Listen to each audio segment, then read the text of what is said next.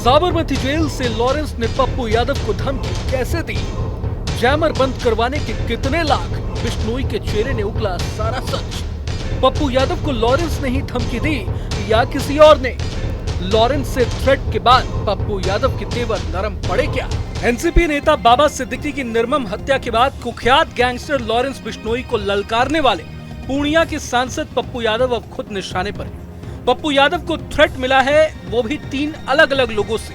एक ने कॉल करके खुद को लॉरेंस गैंग का आदमी बताया, दूसरा कॉल दुबई से आया और तीसरी धमकी फेसबुक पर मयंक सिंह नाम के शख्स ने दी। व्हाट्सएप पर तो जिस लहजे और भाषा में पप्पू यादव को धमकी मिली है, उसका ऑडियो इतना आपत्तिजनक है कि हम आपको सुना भी नहीं सकते। लेकिन सबसे खास बात ये रही कि धमकी देने वाले शख्स ने पप्पू यादव को थ्रेट देने से पहले उनकी खूब तारीफ की और गुर्गे ने यह भी बताया कि उसका साहब यानी लॉरेंस बिश्नोई सांसद का कितना बड़ा फैन है। बाद में उसने फोन पर यह भी बताया कि लॉरेंस बिश्नोई जेल में बैठकर कैसे अपने दुश्मनों को धमकी देता है और पप्पू यादव को धमकी दिलवाने के लिए लॉरेंस बिश्नोई को कितने लाख रुपए खर्च करने पड़ गए।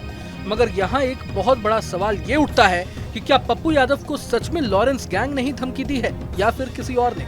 क्योंकि हमने ये भी देखा है कि जब से लॉरेंस गैंग लाइमलाइट में आया है, तब से कई छोटे मोटे गुंडे उसके नाम का इस्तेमाल करके माइलेज लेने की कोशिश करते रहे। वीडियो में अंत तक बने रहिए ताकि इस मामले से जुड़े तमाम ट्विस्ट एंड टर्न बेहतर ढंग से समझ पाएं। सबसे पहले ये जान लीजिए कि धमकी देने वाले शख्स ने पप्पू यादव से क्या क्या कहा। धमकी भरे ऑडियो में सुना जा सकता है कि पप्पू यादव के लिए अब शब्दों का इस्तेमाल कर उन्हें धमकाया जा रहा है। खुद को लॉरेंस बिश्नोई गैंग का सदस्य बताने वाला गुर्गा धमकाते हुए कहता है कि ध्यान से सुन बात, भाई ने जेल का जैमर बंद करवाकर कॉन्फ्रेंस से तुझे कॉल करवाई थी, लेकिन तूने फोन नहीं उठाया। एक तो हो गया तेरा निवास और अब गिनती चालू कर दी। एक घर है तेरा दुपल्ली के हाउस पार्क में, दूसरा अनंतपुर के हाउसिंग सोसाइटी, तीसरा गुरदास मुथैया की अपार्टमेंट बिल्डिंग, चौथा पटना का घर जहां तू नजरबंद था, छठा घर है जन अधिकार लोक सेवा का पार्टी ऑफिस, सातवां राइटिंग रोड अरण्य भवन के पास और 9वां आरा गुप्ता जनरल स्टोर के पास का घर, बरतांडा परमानपुर का घर और पूर्णिया में विधानसभा क्षेत्र का तेरा घर। अब घूम कहाँ घूमेगा तू?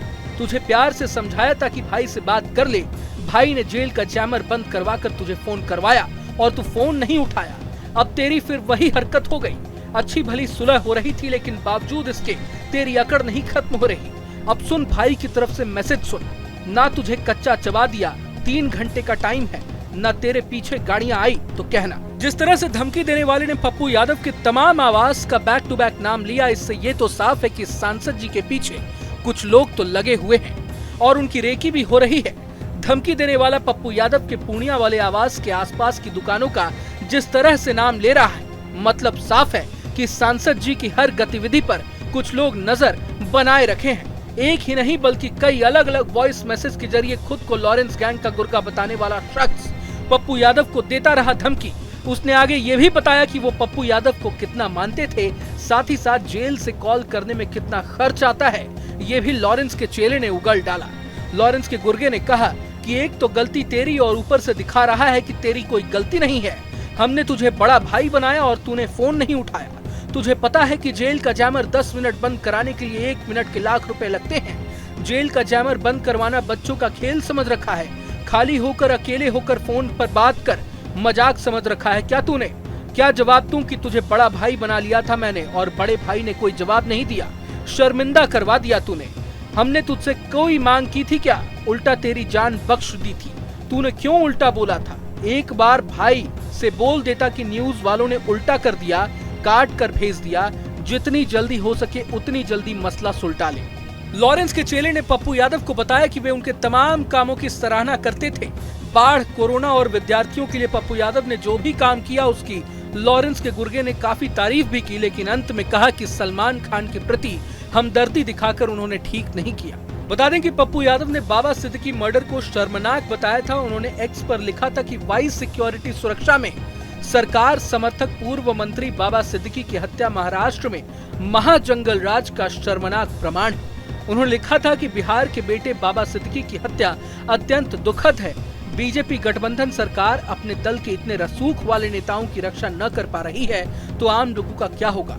यही नहीं, इसके बाद पप्पू यादव ने सरेआम लॉरेंस बिश्नोई का नाम लेकर एक्स पर चुनौती देते हुए कहा था कि वे 24 घंटे में इस 2 टके के अपराधी के पूरे नेटवर्क को खत्म कर देंगे। और इसके बाद तो पप्पू यादव ने मुंबई पहुंचकर बाबा सिद्दीकी के बेटे जीशान से मुलाकात भी की और सलमान खान के प्रति हमदर्दी जताकर लॉरेंस को कहीं न कहीं ट्रिगर होने पर मजबूर कर दिया, जिसका अंजाम अब सामने निकल कर आया है। खैर जो भी हो, एक निर्वाचित सांसद को इस तरह से धमकी मिलना किसी भी स्थिति में उचित तो नहीं है।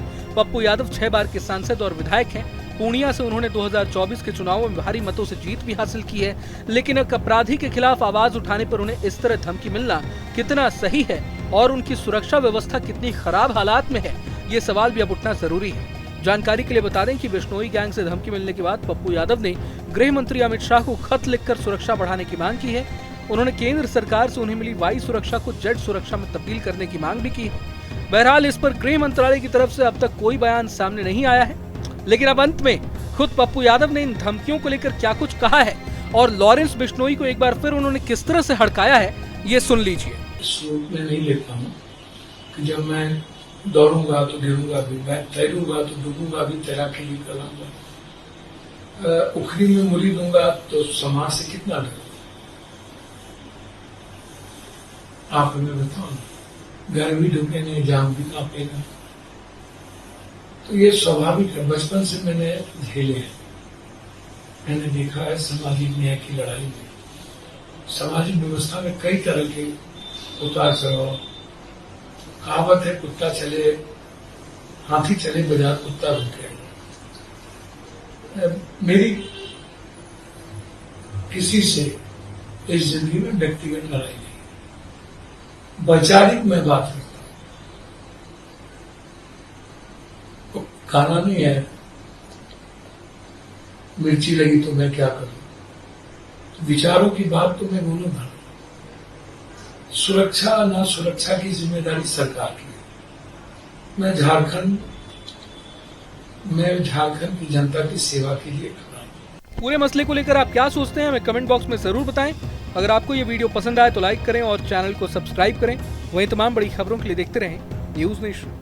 न्यूज नेशन अब व्हाट्सएप पर खबरों के ताजा अपडेट के लिए न्यूज नेशन के इस QR कोड को स्कैन करें।